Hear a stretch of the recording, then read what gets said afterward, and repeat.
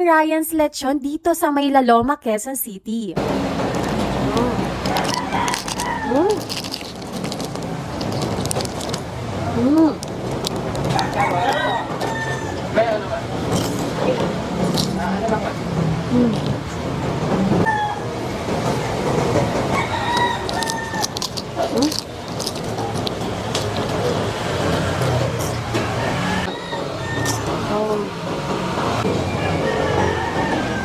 Sarap to talaga sa suka. Minsan pag bumibili ako ng ganito, may plastic. Tapos, hinahalo ko na yung suka doon sa bituka, tapos inaalog ko. Para nanunuot talaga yung suka dito sa bituka. Sarap.